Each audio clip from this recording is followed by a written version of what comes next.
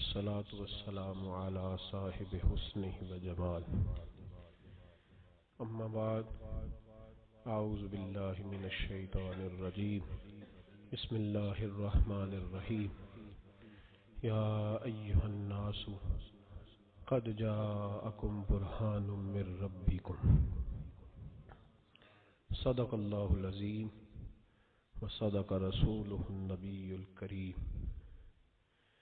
إن الله وملائكته يصلون على النبي يا أيها الذين آمنوا صلوا عليه وسلموا تسليما. الصلاة والسلام عليك يا سيدي يا رحمة للعالمين وعلى آلك وأصحابك يا سيدي يا خاتم النبيين. اللهم صل على سيدنا ومولانا محمد معدن الجود والکرم وآلہ وصحبہ وبارک وسلم. تمام تعریفیں اللہ تعالیٰ جل مجدہ الکریم کے لیے. ہر قسم کے درود و سلام نبی رحمت سید عالم صلی اللہ علیہ وسلم کی ذات والا صفات کے لیے. حمد و صلات کے بعد قرآن مجید فرقان حمید میں اللہ کریم نے فرمایا ہے کہ یا ایہا الناس قد جاءکم برہان من ربکم. فرمایا اے لوگو، تمہارے پاس تمہارے رب کی طرف سے دلیل آ گئی، برہان آ گئی. وہ دلیل کیا ہے؟ وہ نبی پاک علیہ السلام کی ذات گرامی، رسول کریم صلی اللہ علیہ وسلم اللہ تعالیٰ کی ذات و صفات کا مظہر بن کر دنیا میں تشریف لائے. خود نبی پاک نے فرمایا من رآنی فقد رآی الحق. جس نے مجھے دیکھ لیا اس نے حق دیکھ لیا. نبی کریم صلی اللہ علیہ وسلم کے غلام فرماتے ہیں کہ حضور علیہ السلام کی جب سخاوت دیکھتے تھے نا تو پھر خیال آتا تھا کہ اللہ کتنا سخی ہوگا. جب نبی پاک علیہ السلام اپنے غلاموں کے گناہ معاف کرتے تھے، غلطیوں سے درگزر کرتے تھے، دشمنوں کو معاف کرتے تھے، تو پھر دل کے کونے سے آواز آتی تھی کہ رب کتنا مہربان کرنے والا ہو، اللہ کتنا کریم ہوگا، کتنی رحمت فرمانے والا ہو. اور جب رسول کریم علیہ الصلاۃ والسلام پردہ پوشی کرتے، درگزر کرتے، تو پھر اندازہ ہوتا تھا کہ رب کریم کتنا ستار ہوگا. نبی پاک علیہ السلام کے جو لوگ قریب جاتے تھے نا، خدا کے ہونے کا انہیں یقین ہو جاتا تھا. حضور کا انداز گفتگو، نبی پاک کا اٹھنا بیٹھنا، دینا تقسیم کرنا، معاف کرنا، غلاموں کو، غریبوں کو، ناداروں کو عزت دینا، ہر شخص کے حوالے سے نبی پاک صلی اللہ تعالی علیہ وسلم کا انداز کریمانہ یہ پتہ دیتا تھا. لوگ کھو جاتے تھے اور سوچتے تھے کہ رب کتنا مہربان ہے، اللہ کتنا کریم ہے، اللہ کتنا ستار ہے. کچھ لوگ ایسے ہوتے ہیں جنہیں اللہ تعالیٰ ظاہری طور پر بڑا حسن دیتا ہے، لیکن وہ صاف رہتے نہیں، نفاست پسند نہیں ہوتے. سادہ ہونے میں اور میلا کچیلا ہونے میں فرق ہوتا ہے. ان دو چیزوں میں فرق. نبی پاک صلی اللہ تعالی علیہ وآلہ وسلم نے بہت اعلیٰ لباس بھی پہنا ہے، بہت اعلیٰ لباس بھی حضور نے پہنا ہے. حضرت عبداللہ ابن عباس رضی اللہ تعالیٰ عنہ کی روایت سے حسیتہ میں موجود ہے. ایک صحابی نے ان سے کہا، ایک شخص نے ان سے کہا کہ آپ نے بڑے اچھے کپڑے پہنے ہیں. تو فرمانے لگے میرے محبوب بھی اعلیٰ سے اعلیٰ لباس زیبتاً فرماتے تھے، لیکن امت کے لیے کہ غریب پریشان نہ ہو، محبوب علیہ الصلاۃ والسلام نے عاجزی کے طور پر کم قیمت کا لباس استعمال فرمایا. عاجزی کا معنی ہے کم قیمت کا لباس پہننا. سادگی کا مطلب یہ نہیں کہ آپ کے داڑھی پہ مٹی لگی ہو، چہرے پہ مٹی لگی ہو اور آپ بغیر غسل کے کئی دن گزار دیں. یہ سادگی نہیں ہے.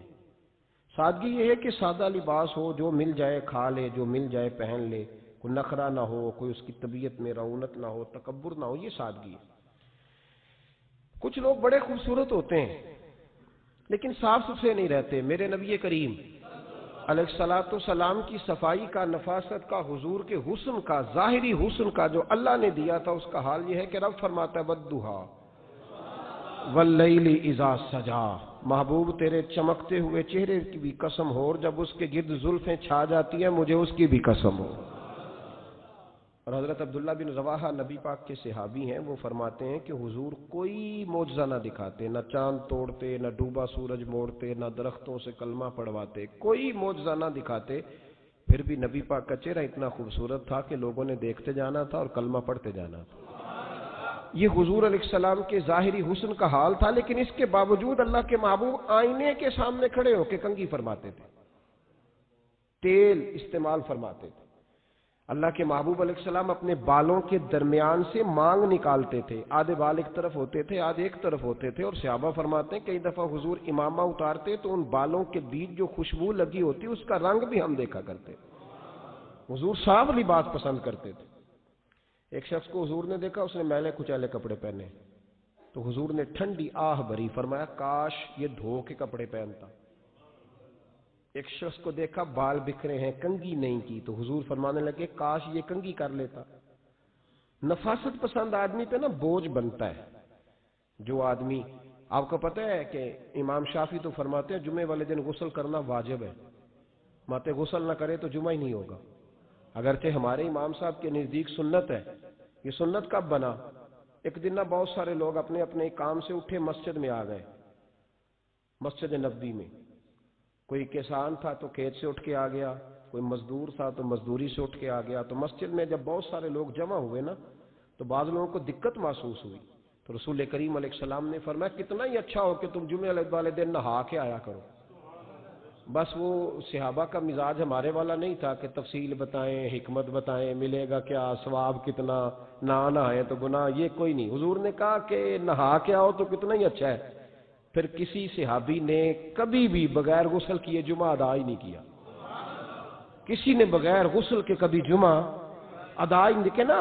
اسلام بڑا خوبصورت دین ہے۔ حضور نے فرمایا جو کچا پیاز کھائے وہ مسجد نہ آئے، پہلے مسواک کرے، دانت صاف کرے پھر آئے۔ نبی پاک صلی اللہ علیہ وسلم نے فرمایا جو کچی مولی کھائے مسجد نہ آئے۔ مولی کھانا جائز ہے، پیاز کھانا جائز ہے، لیکن منہ سے بدبو آتی ہے۔ نبی پاک علیہ السلام کا ظاہری حسن کیا بات ہے۔ میلاد مبارکہ میں نبی پاک علیہ السلام کی جو چیز بڑی کھل کے واضح آتی ہوتی ہے وہ رسول اللہ کا حسن و جمال ہے۔ آپ کی والدہ سیدہ طیبہ طاہرہ حضرت سیدہ آمنہ رضی اللہ تعالیٰ، اماں جی کہتی ہیں کہ میرے محبوب جب میرے بطن اقدس میں آئے تو جو تکالیف عورتوں کو ہوتی ہے مجھے ان میں سے کوئی تکلیف بھی نہیں ہوئی، اور اماں جی کہتی ہیں مجھے کبھی کوئی ثقل، کوئی بوجھ محسوس نہیں ہوا، اور فرماتی ہیں کہ جو ولادت کے وقت لوگوں کو، عورتوں کو تکلیف ہوتی ہے مجھے وہ بھی نہیں ہوئی، اور فرماتی ہیں کہ نبی کریم علیہ السلام پیدا ہوئے تو ہمیں حضور علیہ السلام کی ناف کو کاٹنا نہیں پڑا، ناف بریدہ پیدا ہوئے، ختنہ شدہ پیدا ہوئے۔ آپ کو پتہ ہے عورتیں غسل دیتی ہیں بچے کو پیدا ہونے کے بعد، لیکن میرے محبوب نے سجدہ ہی کر لیا پیدا ہوتے ہی، امتی امتی کہتے ہوئے پیدا ہوئے۔ حق نے فرمایا کہ بخشا الصلاۃ والسلام، اور پہلے سجدے پر روز ازل سے درود۔ میرے امام فاضل بریلوی کا جو انداز تکلم ہے نا اس کی بھی حد ہی کوئی نہیں، کوئی حد ہی نہیں، کہاں تک ان کی محبت جاتی، کہنے لگے پہلے سجدے پہ روز ازل سے درود، یادگاری یہ امت پہ لاکھوں سلام، یادگاری یہ امت پہ لاکھوں سلام۔ بتائیے بغیر وضو کے، بغیر غسل کے سجدہ ہو جاتا ہے؟ تو حضور نے سجدہ کر کے بتایا کہ اللہ نے مجھے پاک صاف پیدا کیا ہے۔ نبی پاک صلی اللہ علیہ وسلم کی والدہ نے جب یہ باتیں ارشاد فرمائیں تو لوگوں نے پوچھا ان سے کہ اماں جی پھر آپ ایک جملے میں بتائیں کہ ماجرا سارا کیا تھا، آخر ایک ولادت تو ہوئی نا، آپ کے وجود اطہر سے ایک بچہ تو نکلا، تو یہ کیا تھا؟ تو سیدہ آمنہ فرمانے لگی خارج منی نور، بس میرے وجود سے ایک نور نکلا ہے، بس میرے وجود سے ایک، اور روشنی آتی جاتی ہے تو کسی کو تکلیف نہیں دیتی، ایک نور نکلا۔ میرے رسول کریم علیہ السلام کو ظاہری حسن بھی کمال دیا، اور پھر حضور کی نفاست پسندی، صفائی پسندی۔ نبی پاک جب بات کرتے تھے نا تو حضور کے دانتوں سے نور نکلتا تھا، اس کے باوجود حضور ہر وضو کے لیے مسواک کرتے۔ میں نے ہر نماز کے لیے نہیں کہا، میں اپنے لفظوں کا ذمہ دار ہوں۔ کس کے لیے بولے آپ حضرات؟ ہر وضو کے لیے، یعنی اگر نبی پاک نے وضو نماز کے لیے کیا تب بھی مسواک کی، اور اگر قرآن شریف کی تلاوت کے لیے کیا تو پھر بھی مسواک کی، کسی اور موقع کے لیے وضو فرمایا تو پھر بھی مسواک کی۔ اور سیدہ عائشہ فرماتی ہے جب بھی حضور گھر سے نکلنے لگتے پہلے مسواک فرماتے، حالانکہ رسول پاک کے دندان اقدس تو نور والے تھے، ضرورت ہی نہیں تھی۔ ہماری تعلیم کے لیے نفاست پسندی۔ ایک بات میں نے شروع کرنی ہے پر آپ نے ناراض نہیں ہونا، پہلے وعدہ کر لیں، جڑے نہیں بولے انہوں نے کی ارادہ ہے ہو جانا ہے، چلو ہو جائے جی، کوئی گل نہیں، خیر ہو جائیں آپ ناراض۔ نبی پاک نے بڑی مونچھیں نہیں پسند کی، حضور کو اچھی نہیں لگتی تھی۔ ایک بات پوچھتا ہوں آپ سے، یہ درد دل ہے میرا اور صرف سمجھانے کے لیے عرض کر رہا ہوں، کوئی تنقید نہیں، اللہ تعالیٰ مجھے نیت کا وضو عطا کرے۔ ایک بات بتانا، اگر بہو کھانا پکا کے لائے اور سالن سے بال نکل آئے تو پھر اس کا کیا حال ہوتا ہے؟ کئی تو بوڑھے پلیٹ اٹھا کے دیوار میں مارتے ہیں، ایسا ہی ہوتا ہے نا بھئی یہ کیا ہے؟ اور اگر کبھی روٹی سے نکل آئے تو بیوی صاحبہ کا کیا حال ہوتا ہے؟ یہ کوئی طریقہ ہے کھانا پکانے کا؟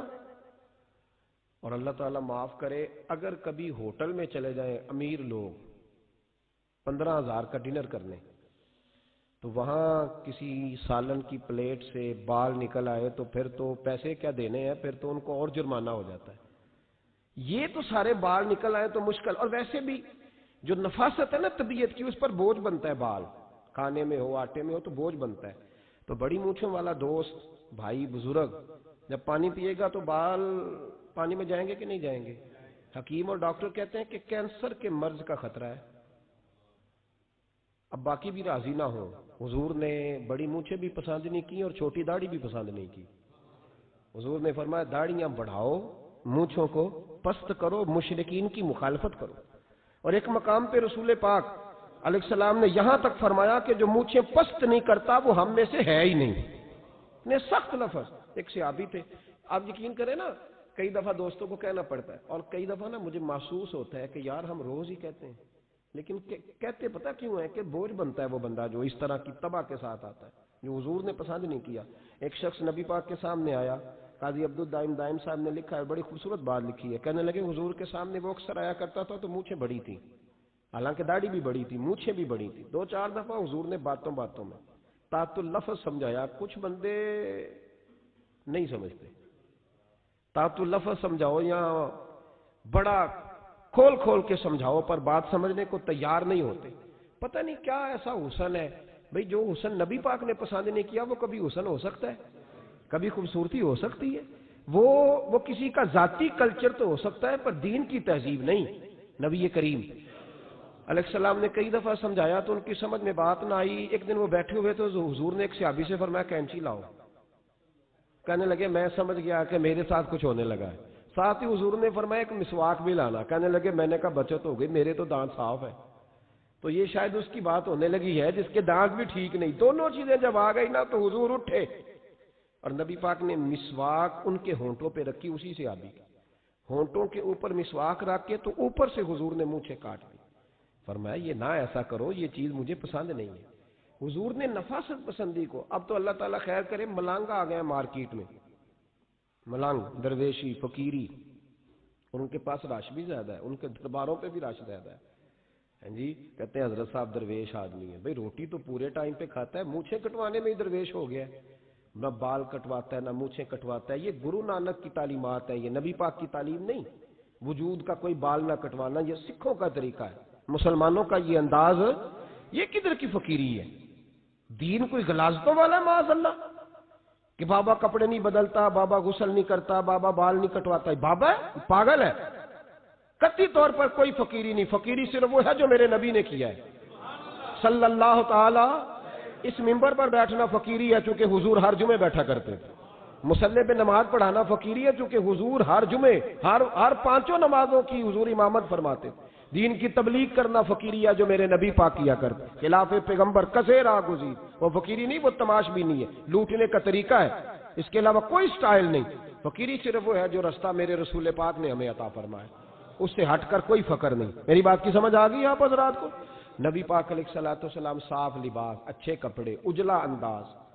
اچھا، جو بات جہاں میں لے کے جانا چاہ رہا ہوں اس کو سمجھیں. ایک آدمی ظاہری طور پر بڑا خوبصورت ہو پر کپڑے میلے کچیلے پہنے، وہ بھی بندہ اچھا نہیں لگتا. ظاہری بھی حسن ہو، کپڑے بھی اس کے صاف ہوں، لیکن بولے سخت، باتیں ترش کرے، تلخ جملے بولے، تو اس کی بھی ساری پرسنالٹی ڈیمیج ہو جاتی ہے، ختم. بڑا اچھا آدمی تھا، بڑا نورانی چہرہ تھا، بڑی خوبصورتی تھی، بڑا صاف ستھرا تھا، بڑا پاکیزہ تھا، کپڑے بھی بڑے خوشبو والے پہنے ہوئے تھے، بڑے صاف ستھرے لباس میں ملبوس تھا. لیکن جب اس نے بات شروع کی اور بزرگ تھا، سفید داڑھی تھی، معاذ اللہ تعالیٰ کسی بچے کو گالی دے دی، اچھا لگتا ہے؟ مجھے بتائیں، اس کے پاس بیٹھنے کو دل چاہتا ہے؟ اس کی ساری پرسنالٹی جو ہوتی ہے وہ خراب ہو جاتی ہے، شخصیت کا جو ایک بھرم ہوتا ہے وہ ٹوٹ جاتا ہے. ایک روایت میری نظر سے گزری اور کیا ہی انداز ہے، امام زرقانی نے لکھی. ایک صحابی ہیں حضرت ابو قرصافہ رضی اللہ تعالیٰ عنہ. حضرت ابو قرصافہ رضی اللہ تعالیٰ عنہ فرماتے، میں چھوٹا تھا، میری اماں اور میری خالہ مجھے ساتھ لے گئیں. میں نے کہا کہاں جانا ہے؟ کہنے لگے آؤ نبی پاک کا کلمہ پڑھنے جانا ہے. پڑھیے درود شریف صلی اللہ ہو، سارے پڑھیے، پھر پڑھیے ایک دفعہ صلی اللہ تعالی علیہ. حضور کا ذکر ہو تو فوراً درود پڑھنا چاہیے. نبی کریم علیہ السلام کی بارگاہ میں نا میری خالہ اور میری اماں دونوں مجھے ساتھ لے گئیں کلمہ پڑھنے. کہتے ہیں جب ہم حضور کی بارگاہ میں پہنچے، کلمہ پڑھا، واپس آئے تو میری اماں اور میری خالہ آپس میں بات کرنے لگی. میری خالہ کہنے لگی تو نے دیکھا ہے ان کا بولنا کتنا مزیدار تھا. میری خالہ کہنے لگی تو نے تو وہ دیکھا ہے، لیکن وہ جو غلام آیا تھا اس کے ساتھ ان کا رویہ کتنا پیارا تھا. تو نے دیکھا جب وہ کھانا کھا رہے تھے تو پہلا خیال انہوں نے ہمارا کیا. بار بار وہ ان کا ذکر کرتی، کہتے آپس میں حضور کی شانیں بیان کرتی، میری اماں بھی میری خالہ بھی. بالآخر بات لمبی ہو گئی تو میری اماں بولی، کہنے لگی بس کر، ہم کتنی عظمتیں بیان کریں گے، مجھے تو 3 باتیں سمجھ میں آئی ہیں. کتنی؟ 3 باتیں مجھے سمجھ میں آئی ہیں. کہا وہ کیا؟ تو کہنے لگی ما رأینا مثل ھذا الرجل احسن وجھا ولا القا صوبا ولا البنا کلاما. کہنے لگی مجھے تو 3 باتیں سمجھ میں آئی ہیں کہ نہ اتنا خوبصورت چہرے والا کوئی شخص دیکھا ہے، اور نہ اتنے صاف کپڑوں والا کو دیکھا ہے، اور نہ ہی اتنی میٹھی بولی بولنے والا کوئی دیکھا ہے. تینوں باتوں کی کمال ہے. ظاہری حسن بھی کمال، کپڑوں کی صفائی بھی کمال، اور رسول پاک کا بولنا بھی کمال، لب و لہجے میں مٹھاس بھی خوبصورتی والی. یہ اصل حسن ہے کہ ظاہراً بھی انسان بڑا منزہ ہو، باطناً بھی بڑا صاف ستھرا ہو. میرے رسول پاک علیہ الصلوۃ والسلام کا طریقہ مبارکہ پتہ کیا تھا؟ حضور صلی اللہ تعالی علیہ وآلہ وسلم جب مسجد میں نماز پڑھ لیتے تو حضرت جعفہ رضی اللہ تعالیٰ عنہ فرماتے، بخاری کی حدیث ہے، فرماتے ہیں میں مدینہ شریف میں آیا تو حضور نماز پڑھ لیتے تو صحابہ نبی پاک کے پاس آتے اور حضور کا دست مبارک پکڑ کے پہلے چومتے پھر چہروں پہ ملتے، پہلے چومتے پھر چہروں پر. نبی پاک کے صحابہ حضور کے قدم بھی چوما کرتے، قدموں میں جھکا کرتے تھے. یہ تو بھائی اس وقت پتہ چلتا ہے جب کسی سے پیار ہو جاتا ہے، جب کسی بندے سے. میں اکثر مثال دیا کرتا ہوں اکثر کہ کسی کا بچہ پیشاب کرے تو کہہ آتی ہے، الٹی آتی ہے، لیکن اپنا بچہ بالوں میں بھی کر دیتا ہے، پھر کوئی کہہ نہیں آتی چونکہ اپنا ہے نا، پیار ہو گیا نا. اب وہ کیفیت جب کسی سے محبت ہو جاتی ہے نا تو کچھ چیزیں صرف سمجھنے کی نہیں، کچھ چیزیں ایسی ہوتی ہیں جو محسوس کرنے والی ہوتی. اس نے کہا تھا عشق ایک ڈھونگ ہے، میں نے کہا تجھے عشق ہو خدا کرے، پھر کوئی تجھے اس سے جدا کرے، تو اسے تسبیحوں پہ پڑھا کرے، تو اسی کا نام جپا کرے، تو گلی گلی پھرا کرے، پھر میں کہوں کہ عشق ایک ڈھونگ ہے اور تو نہیں کہا کرے، پھر میں کہوں کہ عشق ایک ڈھونگ ہے اور تو. اس نے کہا تھا عشق ایک ڈھونگ ہے تو میں نے کہا تجھے عشق ہو خدا کرے. بھائی یاد رکھو، جب انسان کو محبت ہوتی ہے تو پھر اس کے انداز بدل جاتے ہیں، اس کے طور طریقے تبدیل ہو جاتے ہیں. وہ میں اکثر ایک بات کہا کرتا ہوں، میں کہتا ہوں بچہ باہر سے برگر کھا کے آ جاتا ہے رات کو، اماں کہتی بیٹے روٹی کھا لو، کہنا تو سن گوبھی پکائی میں نہیں کھانی، حالانکہ برگر کھا آیا ہے، دور سے کھا آیا ہے. تو اماں اس کو کہتی ہے پھر میں سوئیاں نہ بنا دوں تھوڑی سی اپنے بیٹے کو، فٹافٹ چاول نہ تجھے ابال دوں، ساتھ میں باریک دال بنا دیتی. کہتا نہیں میری مرضی کا پکاتے ہی نہیں، میں نے نہیں کھانا. ایسے اب ابا جو ہے نا، ابا وہ اماں کو سمجھا رہا، کہتا چھڈ پر آپ بھوک لگے گی تو آپ ہی کھا لے گا، تو نہ ایڈی ٹینشن لے ایویں پہ تینوں ستاندا ہے. اماں کیا کہتی ہے؟ کہتی نہیں مجھے نیند نہیں آ رہی، کھائے گا تو سکون آئے گا. اب اس کو آپ لاکھوں دلیلیں دیں کہ سیانا بیان ہے، بچہ نہیں ہے، 22 سال کا ہے، 24 سال کا، چھوڑ تو کیا کر رہی ہے؟ لیکن اماں کو کوئی سمجھا سکتا؟ کیوں نہیں سمجھا سکتا کہ اسے اپنے بیٹے سے پیار بڑھا ہے؟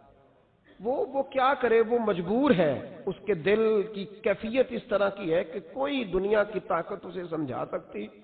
سوال ہی نہیں پیدا ہوتا کوئی اسے سمجھا سکے۔ یہ ممکن کیسے ہو، کیسے سکتا ہے؟ یہ محبت ہے۔ میرے رسول پاک علیہ السلام کے صحابی حضرت جعفہ فرماتے ہیں میں حضور کی بارگاہ میں آیا تو صحابہ کیا کرتے، نبی پاک کا دست مبارک پکڑتے، پہلے چومتے پھر چہرے پہ ملتے، بخاری ہے۔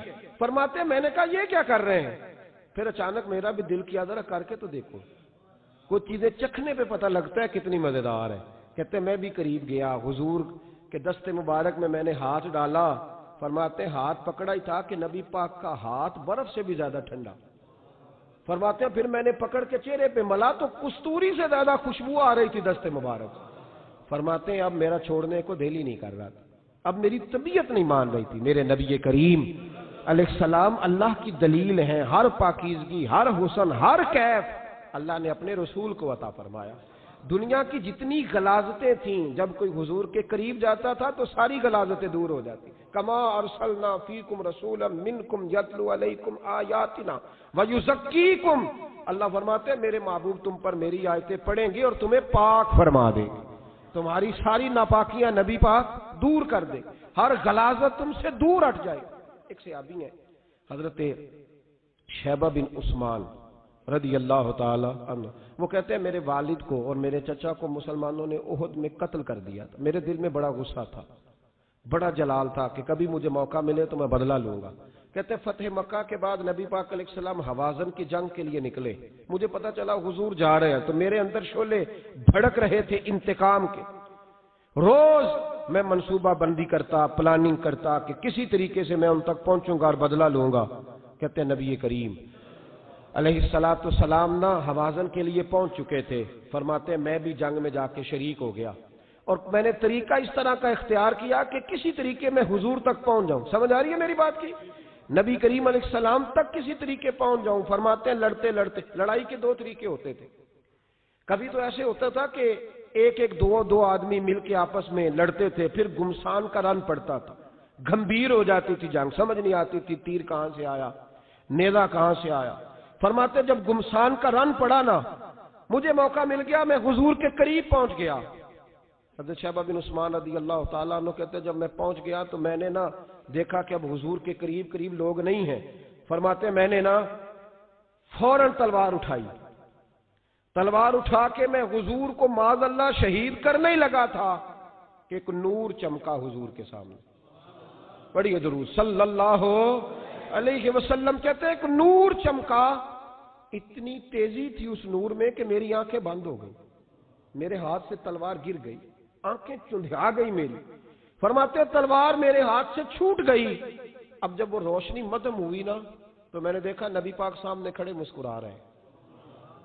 میں نے کر دی، آپ نے سن لی، ذرا دیکھو تو صحیح، جو تلوار لہرائے اسے دیکھ کے بھی کبھی کو مسکرایا ہے، جس نے تلوار ہی لہرا دی، جو شہید کرنے ہی لگا تھا، پہنچ گیا تھا۔ لیکن یہ اخلاق میرے رسول پاک کا ہے صلی اللہ اعلیٰ حضرت فاضل بریلوی کا ایک شعر میں نے پڑھا۔ کچھ چیزیں ایسی ہوتی ہیں جو بس نا وہ آتی تو سامنے ہیں لیکن وہ اتنا لطف دے جاتی ہیں کہ ٹھنڈا ہو جاتا ہے مزاج۔ رات کو میں شعر پڑھ رہا تھا اعلیٰ حضرت کا فاضل بریلوی رحمت، اور میں نے شعر پڑھا تو مجھے اچھا لگا سنانا۔ ایک دوست کو میں نے فون کیا، میں نے کہا یار ذرا شعر تو سن لے، یہ پہلی دفعہ نظر سے گزرا ہے، ابھی سیدھا سادہ لیکن روح تک اتر گیا۔ اعلیٰ حضرت فرمانے لگے نبی پاک کے بارے میں، فرمانے لگے سیدھی سیدھی روش پر کروڑوں درود، سیدھی سیدھی روش پر، بالکل سیدھی ہے حضور کی باتیں، کسی پیچیدگی کی ضرورت نہیں۔ کہنے لگے سیدھی سیدھی روش پر کروڑوں درود، سادی سادی طبیعت پہ لاکھوں سلام، سادی سادی طبیعت پہ سیدھی سیدھی روش پر کروڑوں درود اور سادی سادی طبیعت پہ لاکھوں سلام۔ میرے نبی کریم صلی اللہ علیہ وسلم مجھے دیکھ کے مسکرائے اور فرمایا جب حضور مسکرائے نا تو میں نبی کریم علیہ السلام کو دیکھ کے حیران ہوا کہ میں نے تلوار تانی تھی اور حضور نے مسکرانا شروع کیا۔ فرماتے اب حضور نے مجھے بلایا، آواز کے ساتھ نہیں بلایا، حضور نے اشارہ کیا یوں کر کے، فرمایا ادھر آؤ نا۔ فرماتے مجھے اب یہ بھی سمجھ نہیں آئی کہ کس نے مجھے اٹھا کے حضور کے قریب کر دیا۔ فرماتے ہیں میں نبی کریم کے قریب گیا تو حضور نے میرے دل پر 3 تھپکیاں دی. ایک تھپڑ ہوتا ہے, ایک تھپکی ہوتی ہے, پتہ ہے نا فرق کا. ایک تھپڑ کو مارے تو جلال آتا ہے اور تھپکی دے تو پیار آتا ہے. کہتے ہیں حضور نے 3 تھپکیاں دی اور دی بھی میرے دل پر, 1 پھر 2 پھر 3. کہتے ہیں پہلی تھپکی دی تو میرے اندر سے کفر نکل گیا, دوسری تھپکی دی تو میرے اندر ایمان داخل ہو گیا, اور تیسری تھپکی جب نبی پاک علیہ السلام نے دی تو مجھے ہر چیز سے بڑھ کر رسول اللہ سے پیار ہو گیا, محبت ہو گئی نبی کریم سے. آپ فرماتے ہیں اب حضور نے نا فوراً میرے ہاتھ میں تلوار تھمائی, فرمایا پہلے تو ہمارے خلاف لڑ رہا تھا, تلوار پکڑ, اب ہماری طرف سے لڑ, تلوار پکڑ اور لڑ. آپ فرماتے ہیں میں اتنا لڑا کہ جو حضور کا دشمن سامنے آتا میں گلا کاٹ دیتا, جو آتا میں اس کے ٹکڑے کر دیتا. فرماتے ہیں پہلے میں باپ کا بدلہ لینے آیا تھا اور اب میرا یہ حال ہے کہ اگر میرا باپ بھی سامنے آئے گا تو میں اس کا بھی گلا کاٹ دوں گا, لیکن حضور کے قریب کسی کو جانے نہیں دوں گا. حضرت شیبہ بن عثمان کہتے ہیں جنگ ختم ہو گئی, حضور خیمے میں گئے, میں بھی گیا. اب نبی پاک لوگوں سے باتیں کر رہے ہیں, حضور لوگوں سے باتیں کر رہے ہیں. میں ایک کونے میں بیٹھا سوچ رہا ہوں کہ میں تو بدلہ لینے آیا تھا, یہ میرے ساتھ ہوا کیا. حضور لوگوں سے باتیں کرتے جا رہے ہیں, میں سوچتا جا رہا ہوں کہ میں تو انتقام لینے آیا, یہ کیا معاملہ ہوا. کہتے ہیں محبوب نے اچانک میری طرف نظر اٹھائی اور فرمانے لگے شیبہ ایک ارادہ تو نے کیا تھا جو غلط تھا, اور ایک ارادہ میرے رب نے کیا ہے اور تیرے اوپر فضل فرما دیا ہے. فرماتے حضور نے اب مجھ سے فرمایا کوئی خواہش ہو تو بتاؤ, مانگ لو کچھ مانگنا ہے تو. میں نے عرض کی یا رسول اللہ میری بخشش کی دعا کر لیں, بڑا میرا خوفناک ماضی ہے, میں اسلام کا بڑا دشمن رہا ہوں, حضور دعا کر دیں, یاد ماضی عذاب ہے یا رب, چھین لے مجھ سے حافظہ میرا, یا رسول اللہ بڑے گناہ ہیں میرے, دعا کر دیں. کہتے میں نے دعا کے لیے کہا اور حضور پھر دوسرے لوگوں سے باتیں کرنے لگے, کبھی اس سے کبھی اس سے کبھی اس سے. میں سوچنے لگا کہ میری بات کا کوئی جواب ہی نہیں آیا. جب تو 3 بار میں نے سوچا تو میرے کریم نے پھر توجہ میری جانب کی اور فرمایا تو نے بخشش کی دعا کا کہا تھا, میں نے سن لیا ہے, رب کریم نے تیری بخشش فرما دی ہے, اللہ نے تجھے بخش دیا ہے, تیری خطائیں رب کریم نے معاف کر دی. نبی پاک کے دست مبارک کی برکت. رسول ایک صحابی تھے حضرت فرقد ان کا نام تھا رضی اللہ تعالی. پہلے نا میں جب گفتگو کیا کرتا تھا نا تو میں صحابہ کا نام نہیں لیتا تھا, میں کہتا تھا ایک صحابی فرماتے ہیں, چونکہ صحابہ کے نام مشکل تھے, لوگوں کو یاد نہیں رہتے. ایک دن میرے دل میں خیال آیا کہ نام لیں گے نہیں تو انہیں آئیں گے کیسے, چلو خود کسی کو یاد ہو جائے گا. تو مجھے اچھا لگا, پچھلی دفعہ میں نے حضرت ساسا بن ناجیہ کا نام لیا تو مجھ سے میرے دوستوں نے کہا ذرا لکھ کے دیں کیا نام تھا. مجھے خوشی ہوئی کہ یار اگر یہ لفظ کہے جائیں گے تو لوگوں کو دلچسپی ہوگی.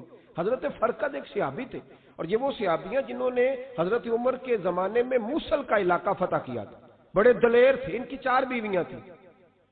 وہ کہتے ہیں جب بھی یہ گھر میں آتے تو خوشبو اتنی اعلیٰ لگا کے آتے کہ ہم حیران ہو جاتی. عورتیں زیادہ تیاری کرتی ہیں نا مردوں سے کہ نہیں, کہ آج کل مرد زیادہ کرتے ہیں. چلو میں درد چھوڑو, میں اپنی اصلاح کرنا. تسی دوواں گلاں تے انجن کیتا ہے, اب پتہ نہیں سچ کیا ہے, کون زیادہ تیاری کرتا ہے. چلو بیٹھے جو مرد نے, ویسے میرے پاس جو اخباری تراشے ہیں ان میں یہ لکھا ہے کہ آج کل مردوں کے میک اپ پہ زیادہ خرچ آنے لگا ہے. یہ تحقیقی رپورٹ ہے, اور پاکستان میں سب سے زیادہ جو اخراجات ہیں وہ میک اپ کے سامان کے ہیں. پہلے لڑکیاں بیوٹی پارلر جاتی تھی, اب لڑکے بھی جاتے ہیں. پہلے صرف دلہن جاتی تھی, اب سارا خاندان جاتا ہے. اللہ تعالیٰ معاف کرے. اس کے باوجود بڑی غربت ہے ملک میں, پریشانی بھی بڑی ہے. اس کے علاوہ ہمیں غریبوں کا درد ہے, اس کے باوجود ہم لوگوں کی مدد کرنا چاہتے ہیں. پتہ نہیں کیا ترجمہ کیا ہم نے غریب پروری کا, کیا معنی بنایا, اللہ ہی بہتر جانتا ہے. کہ وہ چیزیں جن کی بالکل حاجت نہیں, بالکل ضرورت نہیں, ان پر لاکھوں لٹا کے کہتے ہیں وہ دیکھو بیچارے کو روٹی نہیں مل رہی. تو بھائی آپ مہربانی کرتے, خالی کنگھی کر لیتے, باقی پیسے غریب کو دے دیتے. لیکن چلے معیار ہے نا ہمارا اپنا معیار ہے, اس پر میں جاتا نہیں, بات نہیں کرتا. نبی کریم علیہ الصلوۃ والسلام کے صحابی, ان کی ازواج کہتی ہیں کہ اب عورتیں زیادہ تیاری کیا کرتی تھیں, لیکن وہ جب گھر آتے نا تو اتنی خوشبو لگاتے.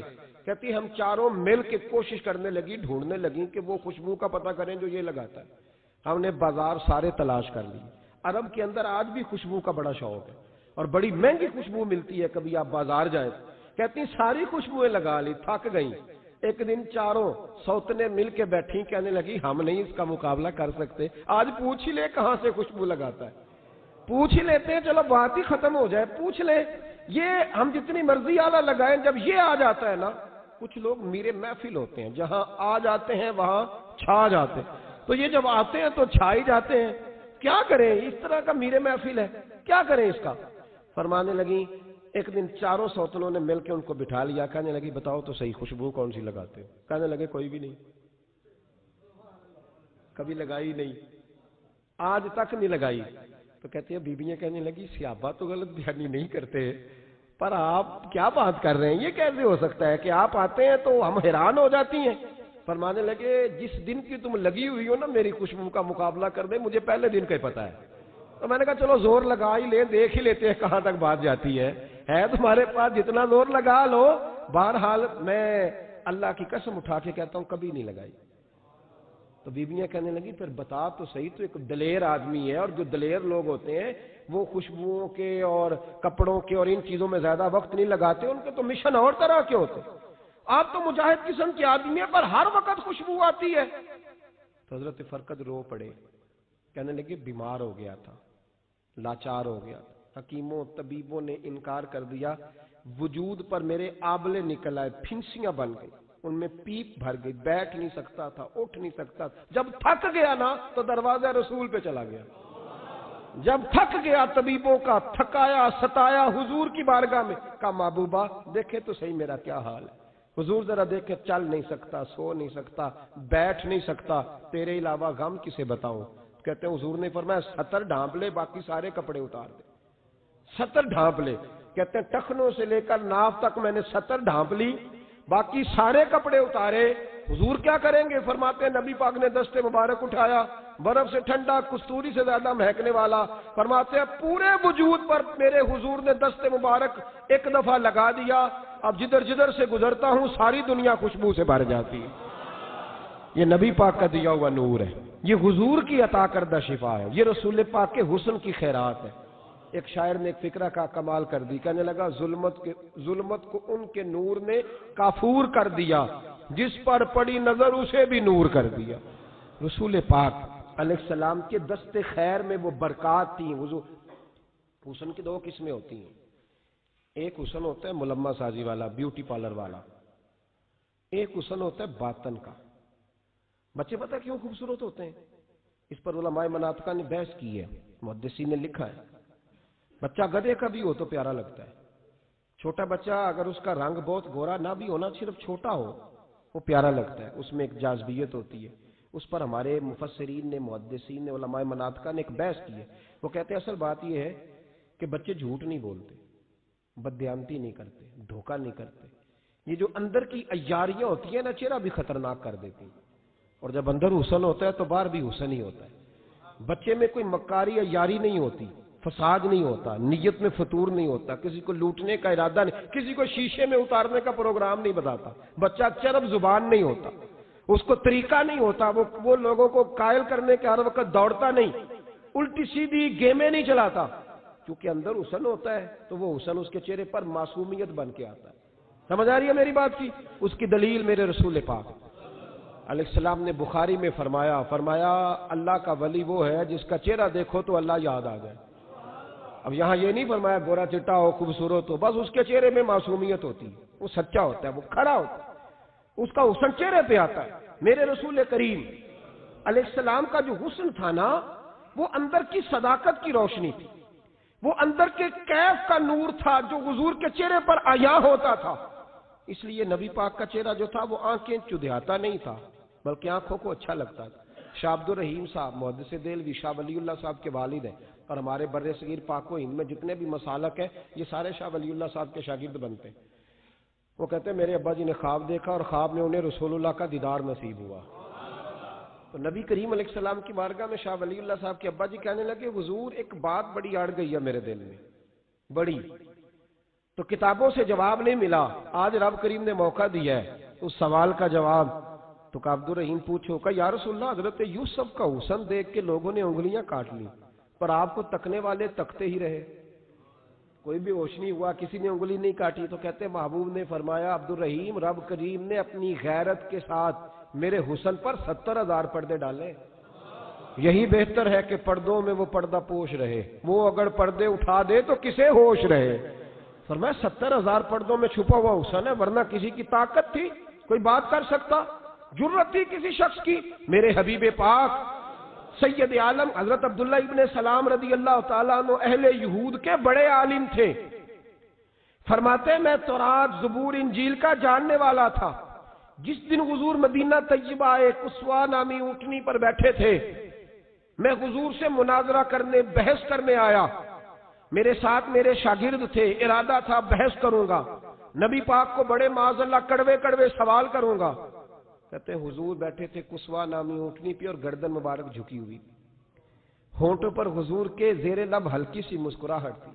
نبی پاک تھوڑا بولتے تھے پر جتنا بولتے تھے وہ دلوں میں اترتا جاتا تھا. فرماتے ہیں میں جب گیا نا, میرے شاگرد ساتھ تھے, مناظرہ کرنے گیا, مناظرہ شاگرد ساتھ تھے. فرماتے ہیں میں بڑے سوالات تیار کر کے گیا پر حضور گھوڑے پہ بیٹھے تھے. دو باتیں میں نے سنی. حضور نے فرمایا رشتہ داروں سے اچھا سلوک کرو, اپنے غلاموں کا خیال کرو. کہتے ہیں وہ شاگرد مجھے دھکے دینے لگے, کہنے لگے چلو استاد جی آگے ہو, کرو سوال, چلو نا آگے, بڑھو نا آگے. یہ کئی دفعہ نعرے لگانے والے بھی مروا دیتے ہیں نا, چلو نا چلو آگے, چلو بڑھو آگے, کرو بات, آؤ نا. کہتے ہیں میں ذرا آگے بڑھا, دھکا دیا انہوں نے. فرماتے میں آگے بڑھا اور میں نے کریم محبوب کے قریب جا کے کہا حضور مجھے کلمہ پڑھا دے, میں مسلمان ہونے آیا ہوں. یعنی عام آدمی تو قائل ہو جاتا ہے, عالم اور تورات زبور انجیل کا جاننے والا, حضور کلمہ پڑھائیں. کہتے ہیں میں واپس آیا نا کلمہ پڑھ کے, تو شاگرد کہنے لگے استاد جی آپ تو مناظرہ کرنے آئے تھے, یہ کیا ہوا؟ تو یہ لفظ ہے حضرت عبداللہ ابن سلام کے. فرمانے لگے تم نے نبی پاک کا چہرہ نہیں دیکھا, ان کی آنکھوں کی روشنی نہیں دیکھی, تم نے چہرے کی معصومیت نہیں دیکھی, لب و لہجے کا وقار نہیں دیکھا. کتنے دنوں کے تھکے ماندے آج وہ مدینے پہنچے, پر ان کے لب و لہجے میں کوئی اکتاہٹ, کوئی تھکاوٹ, کوئی لفظوں میں جھول تم نے دیکھا ہے؟ فرمانے لگے جس کا اس طرح کا چہرہ ہوتا ہے وہ جھوٹا نہیں سچا ہوا کرتا ہے. میرے نبی پاک علیہ الصلوۃ والسلام کے غلام حضرت طارق بن عبداللہ رضی اللہ تعالیٰ عنہ فرماتے ہیں کلمہ پڑھنے سے پہلے ایک دفعہ ہمارا سارا قبیلہ تجارت کے لیے نکلا تھا, اور اس وقت منظر یہ ہوتا تھا کہ ہم اپنی عورتوں کو بھی ساتھ لے جاتے تھے. 6 مہینے سفر کرنا ہوتا تھا, اونٹ گھوڑے ہم بیچا کرتے تھے, عورتیں بھی ساتھ رہتی, کھاتے بھی پکاتے بھی. کہتے ہیں ایک سفر سے ہم واپس آ رہے تھے تو مدینے کے باہر صحرا میں ہم نے پڑاؤ کیا, اکیلے رسول پاک صلی اللہ, پھر ایک دفعہ پڑھیے گا, ایک دفعہ پھر کہیے گا صلی اللہ تعالی علیہ وسلم. کہتے ہیں نبی پاک تنے تنہا اکیلے. حضور نہ سیر کرتے کرتے کرتے کرتے ہمارے قافلے کے پاس سے گزرے, خیمے لگے تھے, پڑاؤ کیا, محبوب تشریف لے آئے. کہتے ہیں حضور سید عالم صلی اللہ تعالی وسلم تشریف لائے. کوئی قبیلے میں سے, قافلے میں سے حضور کو جانتا نہیں تھا. ایک سرخ رنگ کا اونٹ تھا ہمارے سردار کا جو بکنے سے رہ گیا تھا, بڑا خوبصورت. کہتے ہیں نبی پاک کو پسند آ گیا. حضور پوچھنے لگے تم کون ہو؟ کہا جی مسافر ہے. کہاں سے آئے ہو؟ فلاں جگہ سے آئے ہیں. کس لیے آئے ہو؟ ہم تجارت کی غرض سے نکلے. اونٹ بیچو گے؟ بیچنا ہے. کتنے کا سودا طے ہوا؟